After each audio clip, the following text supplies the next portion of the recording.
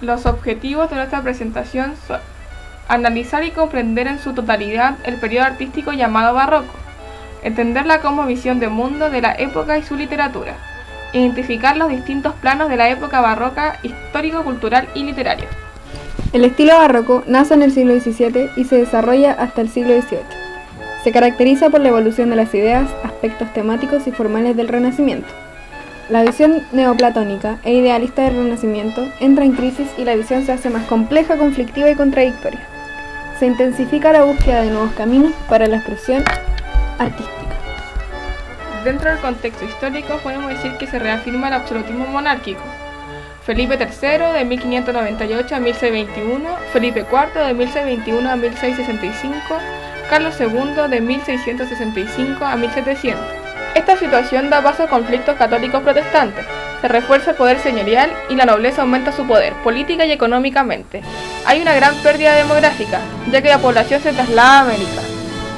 Dentro del contexto cultural, podemos decir que ante el malestar social hay un gran sentimiento de crisis. Desaparecen con esto la alegría de vivir en una época de desencanto. Este desencanto trae consigo consecuencias como la vida como un sueño y brevedad de la vida, las cuales originan la literatura religiosa y moralizante. Estas, a su vez, tienen como características principales el hincapié que se hace en el lado deforme y grotesco de la realidad. Se difunde la idea de la fugacidad de la vida. La exageración y el contraste se manifiestan con sintaxis complicadas, metáforas e imágenes excesivas, lo que da como resultado una literatura exagerada. En el contexto literario, predomina el arte y el ingenio por sobre la armonía. Se valora la libertad para crear y distorsionar las formas. La literatura barroca se manifiesta en el culteranismo, el conceptismo y los personajes duales. El culteranismo se refiere a cómo se dice, forma significante, y el conceptismo lo que se quiere decir, el significado.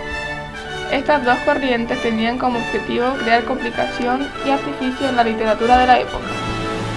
Entre los rasgos más significativos del barroco literario español, resulta relevante la contraposición entre dos tendencias denominadas conceptismo y culteranismo, cuyos máximos representantes fueron respectivamente Francisco de Quevedo y Luis de Góngora. Los conceptistas se preocupaban esencialmente por la comprensión del pensamiento en mínimos términos conceptuales a través de contrastes, elipsis y otras figuras literarias. Por el contrario, los culteranos buscaban la satisfacción de una minoría culta mediante el recurso a metáforas, giros e hipérboles, con modificación de las estructuras fraseológicas en busca de lo más precioso. Característica del barroco hispánico fue también la contraposición entre realismo e idealismo, que alcanzó su máxima expresión en la que estaría llamada a convertirse en una de las cumbres de la literatura universal, el ingenioso hidalgo Don Quijote de la Mancha, de Miguel de Cervantes. En toda la obra poética de la Góngora, figura destacada del culteranismo, se halló presente el brillante estilo que lo hizo famoso, cargado de neologismos y complicadas metáforas. Más sencillo en su primera etapa, a partir de los poemas mayores, Fábula de Polifemo y Galatea, 1612, y Soledades, 1613, se acentuaron los artificios y el carácter culto y minoritario de su poesía. Fue ensalzado por unos y ferozmente atacado por otros en su época. Como el de Góngora, el estilo de Quevedo es estructuralmente complejo, aunque utilizó siempre un lenguaje llano y no vaciló en ocasiones en recurrir a un tono procaz y brutal. Los temas que lo inspiraron fueron muy variados, entre ellos morales, satíricos, religiosos, de amor, etc. Y en el desarrollo de todos ellos subyace una concepción angustiada de la condición humana, como unas obras tales como la novela picaresca titulada La vida del buscón, llamado Don Pablos, una alegoría de sueños, en 1627. En esta época se distinguió además una línea clasicista, diferenciada en dos corrientes básicas, la escuela sevillana y la escuela aragonesa, quienes fueron cultivadoras de una lírica doctrinal y moralizante. En el ámbito de la prosa narrativa hispanoamericana se halla Miguel de Cervantes Saavedra. Además de poemas y comedias, este es el gran señor de la época, ya que crea el prototipo a partir del cual nacería la novela moderna.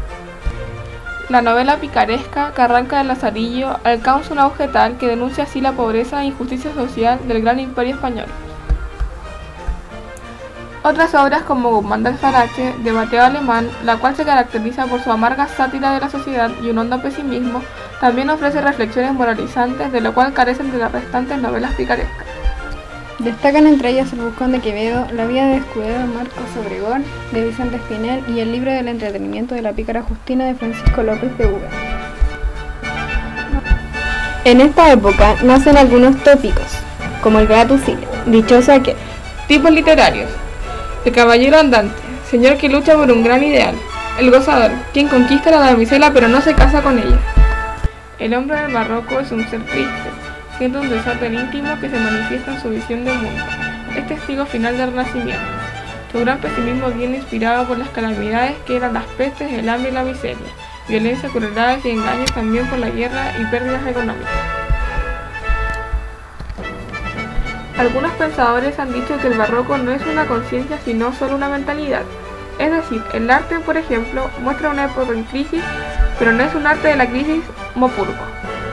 Otros, en cambio, no están de acuerdo y sostienen que el barroco es la expresión de una conciencia que parte de la expresión del mal y del dolor.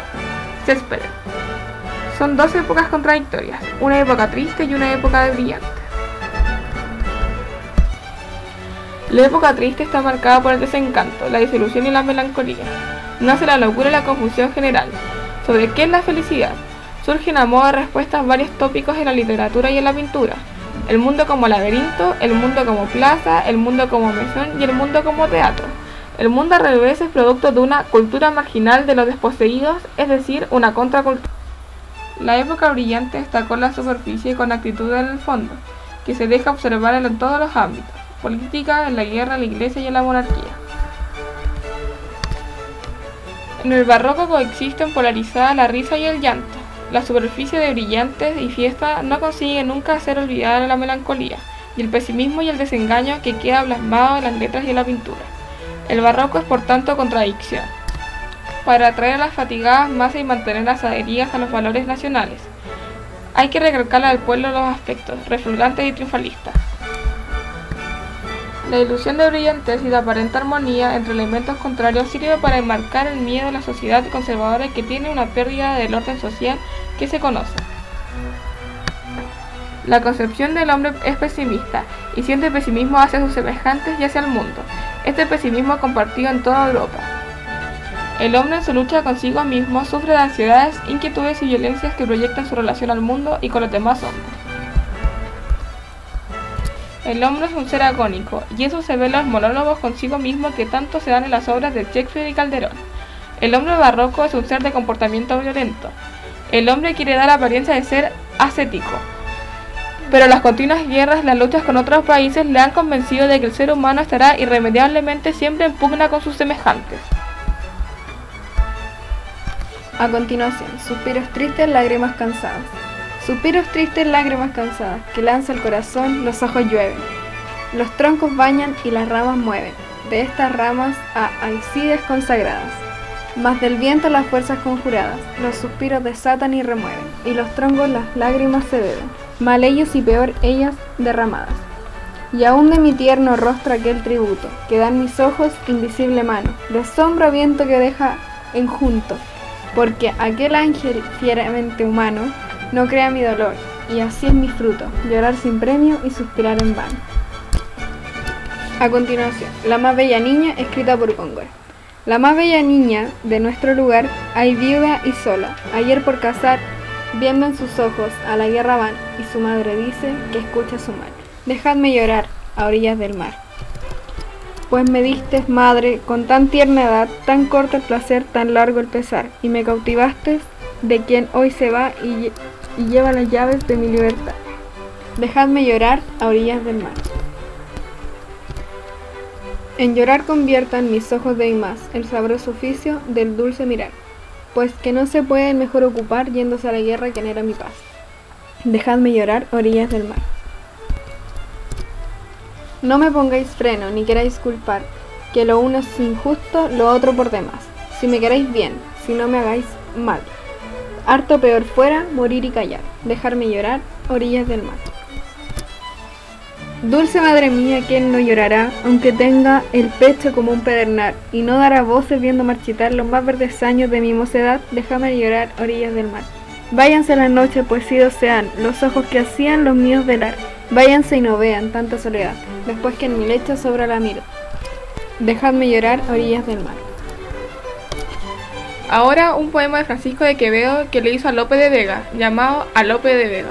Las fuerzas peregrino celebrado, enfrentará del tiempo y del olvido, el libro que, por tuyo, ha merecido ser del uno y no del respetado. Con lazos de oro y hiedra acompañado, el laurel con tu frente está corrido, de ver que tus escritos han podido hacer cortos los premios que te ha dado. La envidia su vergudo y su tormento hace del nombre que cantando cobras, y con tu gloria su martirio crece. Mas yo disculpo tal atrevimiento, si con lo que ella muerde de tus obras, la boca, lengua y dientes se enriquece. A modo de conclusión, podemos decir que en esta época todo el que escribe, novelistas, poetas, ensayistas, autores teatrales, hombres de iglesia, hombres de estado, etc., se dedican a describir cómo se comporta el hombre y a prescribir sobre cómo tienen que comportarse. También, a la vista de todo lo anteriormente expuesto, es fácil comprender que hoy en día la estrecha conexión entre el carácter conflictivo de la época barroca y el pesimismo sobre el mundo y sobre el hombre de la sociedad.